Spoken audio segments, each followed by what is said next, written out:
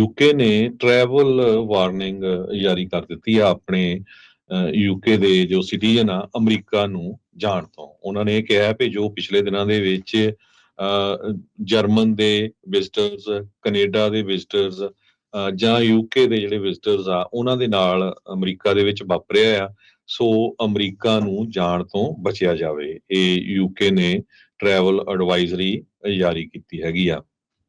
UK ਦੇ foreign office ਨੇ confirm ਕੀਤਾ ਆ ਭਈ ਜਿਹੜੇ ਵੀ ਬ੍ਰਿਟਿਸ਼ ਨੈਸ਼ਨਲਸ ਅਮਰੀਕਾ ਦੇ ਵਿੱਚ ਰਹਿੰਦੇ ਹੈਗੇ ਆ, ਉਹਨਾਂ ਨੂੰ ਕਿਸੇ ਤਰ੍ਹਾਂ ਦੀ ਵੀ ਜਿਹੜੀ ਸਪੋਰਟ ਆ ਉਹ ਆਪਾਂ ਇਮੀਡੀਏਟਲੀ ਦੇਣ ਲਈ ਤਿਆਰ ਆ। ਕੌਂਸਲੇਟ ਨੂੰ ਕੰਟੈਕਟ ਕੀਤਾ ਜਾਵੇ।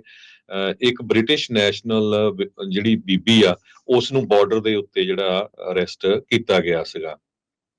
ਉਹ ਕਹਿੰਦੇ ਆ ਵੀ ਯੂਕੇ ਦੇ ਜਿੰਨੇ ਵੀ ਨੈਸ਼ਨਲਸ ਆ, ਜਦੋਂ ਤੁਸੀਂ ਅਮਰੀਕਾ ਨੂੰ ਜਾ ਰਹੇ ਆ, ਪੂਰੇ ਆਪਣੇ ਇਮੀਗ੍ਰੇਸ਼ਨ ਦੇ ਪੇਪਰ ਵਰਕ ਪੂਰੀ ਤਰ੍ਹਾਂ ਚੈੱਕ ਕਰੋ। ਉਹਨਾਂ ਨੂੰ ਜੋ ਕੰਡੀਸ਼ਨ ਆਫ ਐਂਟਰੀ ਆ ਉਹ ਬਿਲਕੁਲ ਤੁਹਾਡੀ ਜਿਹੜੀ ਵੈਰੀਫਾਈ ਕਰੋ, ਪਰ ਬਹੁਤ ਹੀ ਜ਼ਰੂਰੀ ਆ ਤਾਂ ਹੀ ਜਾਇਆ ਜਾਵੇ। ਐਡਵਾਈਜ਼ਰੀ ਦਾ ਮਤਲਬ ਇਹੀ ਹੁੰਦਾ ਹੈ ਵੀ ਇਸ ਤੋਂ ਬਚਿਆ ਜਾਵੇ, ਜਾਣ ਤੋਂ ਬਚਿਆ ਜਾਵੇ। ਜਰਮਨੀ ਵਾਲਿਆਂ ਨੂੰ ਇਸ ਦਾ ਸਭ ਤੋਂ ਜ਼ਿਆਦਾ ਕਹਿ ਲਓ ਵੀ ਨੁਕਸਾਨ ਭੁਗਤਣਾ ਜਿਹੜਾ ਉਹ ਪੈ ਰਿਹਾ। ਆਪਾਂ ਥੋੜੇ ਦਿਨ ਪਹਿਲਾਂ ਖਬਰ ਕੀਤੀ ਸੀ ਵੀ ਕਿੱਦਾਂ ਜਰਮਨੀ ਦਾ ਇੱਕ ਸਿਟੀਜ਼ਨ ਜੋ ਕਿ ਇੱਥੇ ਗ੍ਰੀਨ ਕਾਰਡ ਹੋਲਡਰ ਵੀ ਸੀਗਾ, ਉਸ ਨੂੰ ਨੰਗਿਆਂ ਕਰਕੇ ਵੀ ਜਿਹੜੀ ਉਹਦੀ ਸਟ੍ਰਿਪ ਸਰਚ ਤੱਕ ਵੀ ਜਿਹੜੀ ਉਹ ਕੀਤੀ ਗਈ ਸੀ, ਡਿਟੇਨ ਉਸ ਨੂੰ ਕੀਤਾ ਗਿਆ ਸੀ। ਜਰਮਨੀ ਨੇ ਅਪਡੇਟ ਜਿਹੜਾ ਉਹ ਕੀਤਾ ਵੀ ਉਹਨਾਂ ਦੇ 3 ਸਿਟੀਜ਼ਨਸ ਦੇ ਨਾਲ ਆਲਰੇਡੀ ਇਹ ਚੀਜ਼ ਵਾਪਰ ਚੁੱਕੀ ਹੈਗੀ ਆ। ਉਸ ਤੋਂ ਬਾਅਦ ਦੇ ਵਿੱਚ ਹੀ ਜਰਮਨੀ ਦੇ ਫੋਰਨ ਆਫਿਸ ਨੇ ਅਮਰੀਕਾ ਦੇ ਲਈ ਟਰੈਵਲ ਐਡਵਾਈਜ਼ਰੀ ਜਾਰੀ ਕੀਤੀ ਹੈਗੀ ਆ।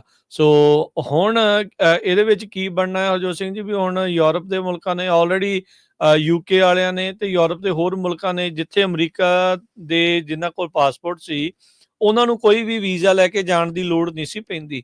ਵੀਜ਼ਾ ਔਨ ਅਰਾਈਵਲ ਜਿਹੜਾ ਉਹ ਮਿਲ ਜਾਂਦਾ ਸੀ।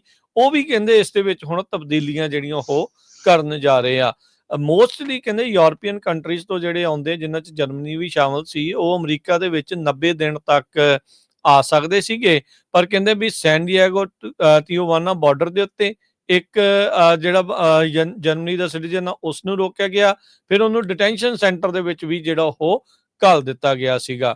ਤਾਂ ਇਸੇ ਤਰੀਕੇ ਦੇ ਨਾਲ ਇੱਕ ਜਿਹੜਾ ਗ੍ਰੀਨ ਕਾਰਡ ਹੋਲਡਰ ਸੀਗਾ ਤੇ ਜਰਮਨ ਦਾ ਸਿਟੀਜ਼ਨ ਸੀ, ਉਹਨੂੰ ਵੀ ਜਿਹੜਾ ਇਸ ਤਰੀਕੇ ਦੇ ਨਾਲ ਡਿਟੇਨ ਕੀਤਾ ਜਿਹੜਾ ਹੋ ਗਿਆ ਸੀਗਾ। ਸੋ ਇਹ ਜਿਹੜੀ ਸਥਿਤੀ ਇਸ ਟਾਈਮ ਬਣ ਰਹੀ ਆ। ਪ੍ਰੈਜ਼ੀਡੈਂਟ ਟਰੰਪ ਕੈਂਪੇਨ ਕਰ ਰਹੇ ਆ, ਕਹਿੰਦੇ ਵੀ ਅਸੀਂ ਇਲੀਗਲ ਇਮੀਗ੍ਰੇਸ਼ਨ ਪੂਰਨ ਤਰੀਕੇ ਦੇ ਨਾਲ ਜਿਹੜੀ ਉਹ ਰੋਕਣੀ ਆ, ਪਰ ਆਪਣੇ ਜਿਹੜੇ ਹੁਣ ਸਾਥੀ ਮੁਲਕਾਂ ਦੇ ਲੋਕਾਂ ਦੇ ਉੱਤੇ ਵੀ ਕਿਤੇ ਨਾ ਕਿਤੇ ਇਹਨਾਂ ਦੀ ਜਿਹੜੀ ਗਾਜ ਆ ਉਹ ਹੁਣ ਡਿੱਗਣੀ ਸ਼ੁਰੂ ਹੋਈ ਆ, ਜਿਸ ਕਰਕੇ ਰਿਸ਼ਤਿਆਂ ਦੇ ਵਿੱਚ ਤਾਂ ਦਰਾਰਾਂ ਜਿਹੜੀਆਂ ਇਹਨਾਂ ਸਾਰੀਆਂ ਚੀਜ਼ਾਂ ਨੂੰ ਲੈ ਕੇ ਜ਼ਰੂਰ ਵੱਧਦੀਆਂ ਹੈਗੀਆਂ ਆ। ਸੋ ਹੁਣ ਯੂਰਪ ਦੇ 2 ਮੁਲਕ ਵੱਡੇ ਯੂਕੇ ਤੇ ਜਰਮਨੀ ਉਹ ਬਣ ਗਏ ਨੇ ਜਿਨ੍ਹਾਂ ਨੇ ਅਮਰੀਕਾ ਨੂੰ ਲੈ ਕੇ ਐਡਵਾਈਜ਼ਰੀਜ਼ ਜਾਰੀ ਕੀਤੀਆਂ ਨੇ। ਕਹਿੰਦੇ ਬਈ ਇਹ ਬੜੀ ਹੈਰਾਨੀ ਵਾਲੀ ਗੱਲ ਆ ਵੀ ਇੱਕ ਦੋਸਤ ਮੁਲਕ ਜਿਹੜਾ ਤੁਹਾਡਾ ਐਲਾਈ ਮੁਲਕ ਹੋਵੇ, ਉਹਦੇ ਵਿੱਚ ਉਸ ਮੁਲਕ ਦੇ ਜਿੱਥੋਂ ਆ ਰਹੇ ਉਹਨਾਂ ਦੇ ਨਾਲ ਰੈਜ਼ੀਡੈਂਟਸ ਨਾਲ ਇਦਾਂ ਦਾ ਵਾਪਰਿਆ ਜਾਵੇ। ਇਹ ਬੜੀ ਇੱਕ ਹੈਰਾਨੀ ਵਾਲੀ ਗੱਲ ਆ। ਸੋ ਜਰਮਨ ਤੇ ਯੂਕੇ ਇਹਨਾਂ ਨੇ ਆਲਰੇਡੀ ਜਿਹੜੀ ਟਰੈਵਲ ਐਡਵਾਈਜ਼ਰੀ ਆ ਆਪਣੇ ਸਿਟੀਜ਼ਨਸ ਨੂੰ ਜਾਰੀ ਕਰ ਦਿੱਤੀ ਹੈਗੀ ਆ।